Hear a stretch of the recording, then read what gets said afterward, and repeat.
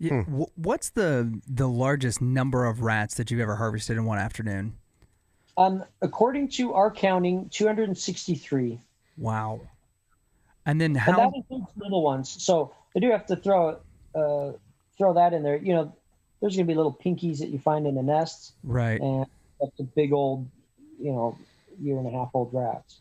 Do you have to watch how long the mink work? I know that like for our German short hairs, we can send them out for a few hours. They'll still try and work even after they're exhausted, and we kind of have to put the brakes on them so that they get water, that they recharge. That we're monitoring how much they're doing. Or do you have to do the same thing with the mink and with the dogs that you're using?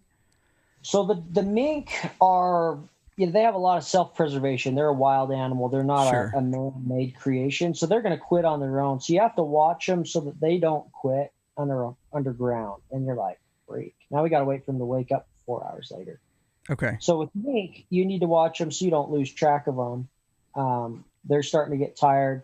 You put them away, but it's more not so much to preserve the mink. I mean, it is, but it's more to make sure you get them back okay. Right. You don't want them to go to sleep. The dogs are a man-made creation, and so they don't have as much or any self-preservation, depending on the breed. Sure. Um, and you have to say, "Hey, dude, go chill out. Let's go get you, dump you in the cattle trough, cool you off," or maybe it's the opposite. They're freezing cold and wet. Hey, let's go take you in, warm you up, and you have to be their breaks. With mink, it's more of a, hey, I better put you away before you go take a nap because you've got enough self preservation. You're not going to go to the point of stupidity, but a good working dog will, and you've got to be the guy that says, hey, you're too hot, you're too tired, you're too cold, you're too beat up, whatever the case may be.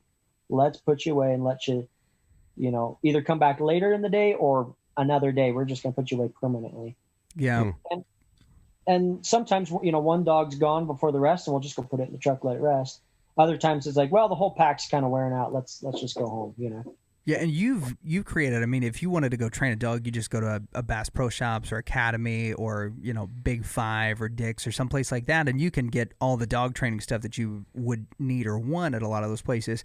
However, after reading your book, especially in chapter 11, where you talk about the equipment that you need for the mink, so much of that you instruct the reader on how to create because it's stuff that you created on your own. The most fascinating to me, I think, is whenever you train a mink to be in a harness, is that you've got to trick it to go into a tube where it slips into the harness, and then you've got a couple of gadgets that you instruct people on how to make so that they can get the harness once the mink's been on the harness, get the harness off the mink because it's going to be irritated enough that it's probably going to want to take a little bit of a chunk out of them whenever it's time to get out of that thing. How did you come about creating those things? And then where does is that just your experience of years of working with animals, or was this a lot of kind of the trial and error that you talked about whenever you first started catching the mink and having them and I say domesticating them, but owning them and using them for hunting?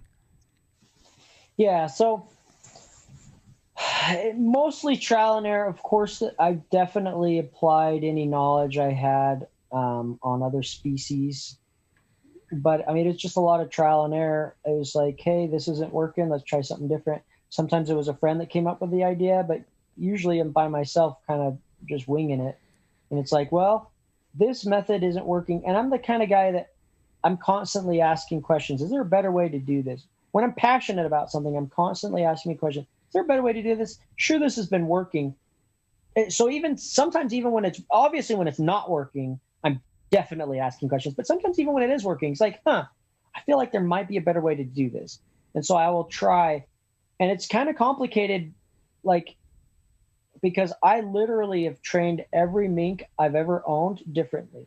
I cannot say I've trained two mink the same way, Oh wow. ever. And the reason is, for one, mink are individuals that are sometimes so extremely different from one to another that the method that worked for mink A absolutely will not work for mink B and will kind of work for mink C, but you should really try and find something else. And so for one, you end up getting backed into a corner where you're forced into trial and error. That's just the reality of it. But even without that, it's kind of in my nature to say, well, this is how I've been doing it, but there might be a better way. Let's try something else. And so as far as equipment comes, same way as training methods, it's like, man, this is kind of annoying. Let me try it this way. Let me try it that way. I've actually stepped away and kind of simplified things since that time. And a lot of my mink, I never put a harness on. I've just basically, and I've even got to the point where a lot of the training to allow me to pick them up and allow me to handle, I've done away with, because I've learned, hey, if I put a box down, it's really simple, even with a really timid mink, to teach them to go in a box. So why do all these extra steps that I originally came up with teaching them to let me pick them up? I don't need to pick them up, just teach them to go in the box. Now I have individuals that I create bonds with, that I train them to do all kinds of little things. But then kind of what I call the horde, all the babies that I raise in one big group, I don't teach them to do anything more than, when I whistle, come to me. When I put a box down, go inside the box. I don't even mess with picking them up or touching them or anything, simply for the fact that it would be unreasonable for me to take the 22 odd baby mink and teach them each, hey, let me put a harness on you. Let me pick you up when I call. Actually, I say that, they would probably come when I call and let me pick them up pretty easily. But don't bite me when I pick you up. That's the hard part. Yeah, no joke. They struggle with that, man. Even when they like you, they just want to bite you. They just love to bite. So yeah, all of that equipment, it really, and I'll be honest, I've simplified things a lot over the years, because I've learned some of those ideas were silly. It's like, why do you need to do that, Joe? So it's hard, because it's a constant changing, moving, progressing thing. It's never consistent. Like every single year I try something either slightly to monumentally different than the year before. Part of that's just in my nature, and part of it's just the nature of the beast, because the mink I'm working with now sure doesn't like the method that worked last year, or whatever. Right. Well, it seems like you've got a great system, because you've got 12 adults, a bunch of kits. You take them, you take the adults, they hunt for their own food. You bring back 100 to 263. Is that was the all-time high? Rats back. So what kind of freezer do you have that's devoted to rats, and what does your wife think about that? So my wife is absolutely incredible. She is the best wife that I could ever even remotely ask for. Better than I could ask for, because I would have assumed what I was asking for was not realistic. So I cannot realistically flaw her in any way. Good and man. If I flaw her, it's me being a freaking nitpicky fool. So my wife loves me, loves what I do, loves everything about me, even stuff she probably shouldn't. She's just an awesome, awesome, awesome human being and an amazing partner. So that's not an issue at all. I have a rat sitting we have a dedicated animal freezer. It's actually like half a dozen freezers. Let me think. 1, 2, half a dozen 3, freezers? 4. I guess I way over counted that. I have 4. I gotta have 1, 4. Let me think. I mean, that is what I was thinking. 5. I'm thinking of the bodies, and I'm like, that's a lot of real estate that you're going to need to keep cold. Yeah, I have 5 freezers that are dedicated purely to animals, and 1 fridge. And so that part of that freezer it's a half fridge, half freezer. So 4 chest freezers, 1 half fridge, half freezer. And then I have a chest freezer for human consumption that I admittedly sometimes sneak things into. Not because I sneak it. My wife will fully let me. I just try and use self-control. Good man. Yeah. And then I've got an upstairs fridge and freezer, which I've got 1 that I can think of rat in it. The rest is all just separated. I've got 1 rat in our upstairs fridge because I need it for training Raptor. And he's inside, and it's annoying to go outside, so I put it in our upstairs fridge. And then I got a couple things of in our human chest freezer that are for Raptor because he's inside, and a few things because I ran out of space in my other freezers. So yeah, I've got a lot of freezer space. I was considering building a walk-in freezer but then I looked at the price tag for not just building but maintaining, like running a walk-in freezer, and it scared me away. So maybe when you hit 2 million subscribers, you can get the walk-in freezer.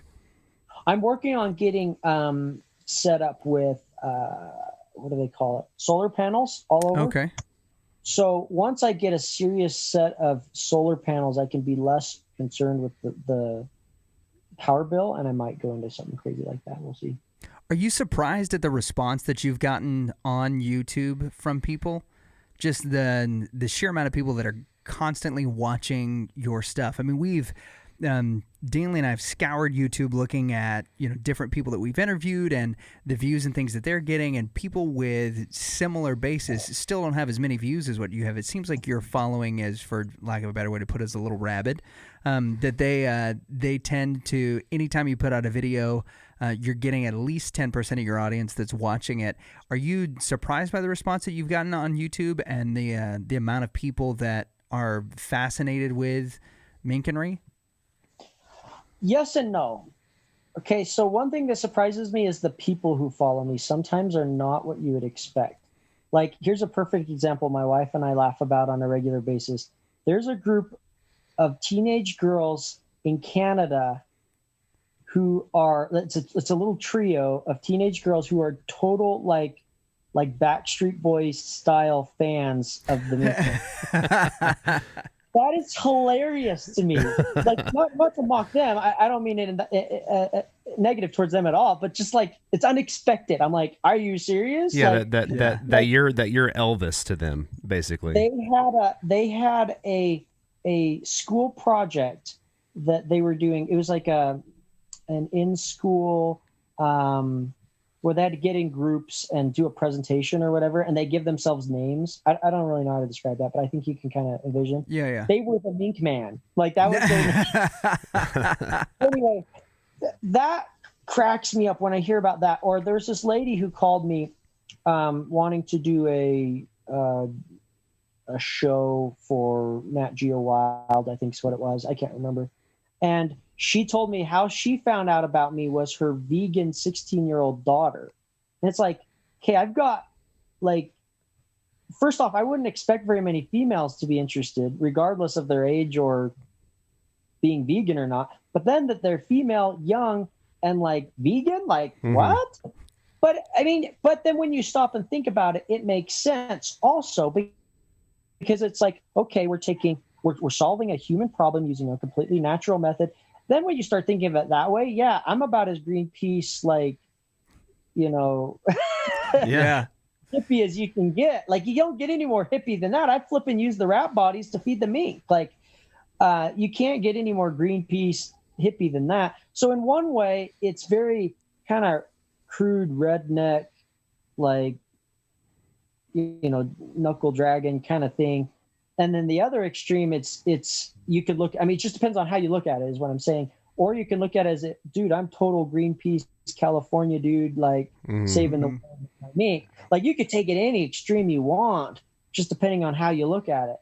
So in a way, it surprises me. And then in the other way, it's like, I'm surprised there aren't more people. Like, yeah. I don't mean that in a cocky way, but like, the other thing is too, how many genuinely unique things can you find on YouTube that are only being presented by one person? Right.